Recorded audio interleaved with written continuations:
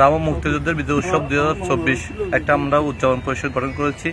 এই বিজয় উৎসবটা আমরা রামুতে অতীতে দেখেছেন। আমরা এই আওয়ামী লীগের দোষরা এখানে নানা বিশৃঙ্খলার মধ্যে ছিল, তারা সুন্দরভাবে মেলাটা উদযাপন করতে পারে নাই।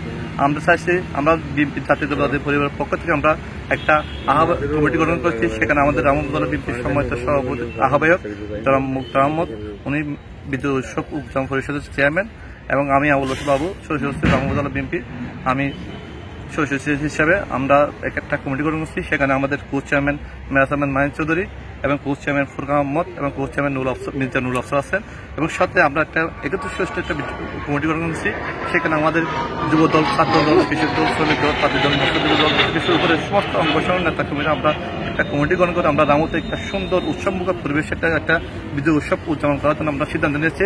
আমি রামবাসীকে বলতে চাই, আমাদের বিজয় উৎসবটা হবে নতুন আঙ্গিকে, নতুন রূপে, ভিন্নতা এবং সুন্দরভাবে উৎসবমুখর একটা আনন্দঘন মুহূর্তে আমরা এই বিজয় উৎসবটা আমরা পালন করতে যাচ্ছি।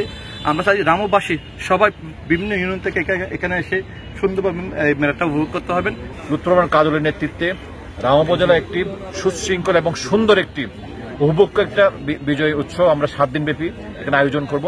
আপনারা আসবেন, এখানে দেখবেন সুন্দর মনোজ্ঞ সাংস্কৃতিক অনুষ্ঠান থেকে শুরু করে এখানে বিনোদনের বিভিন্ন উপকরণ থাকবে এবং নিত্য প্রয়োজনীয় অনেক উপকরণ আমরা পাবেন। এখানে মেলাটা আপনারা 7 দিন ব্যাপী উপভোগ করবেন। এবং সবার প্রতি এই রামুর পদযাত্রা করতে আশেপাশে যারা জনসাধারণ আছেন, যারা সাধারণ মানুষ, তাদের কাছে আমি সবার কাছে আহ্বান জানাবো, আপনারা মেলার নিরাপত্তা এবং সবকিছু স্বার্থে মেলাটা এটা আপনাদের মেলা, রাম উপজেলাবাসীর মেলা।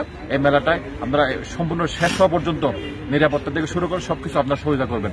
রাম উপজেলার সকল মানুষের মধ্যে যাতে বন্ধনটা আরো গাঢ় হয়, আরো বন্ধন ভ্রাতৃত্বটা যাতে বাড়ে, সবাই যাতে মিলেমিশে সুন্দর একটা রামও আমরা করতে পারি, তার একটি পরিক্রমা এই বিজয় উৎসব।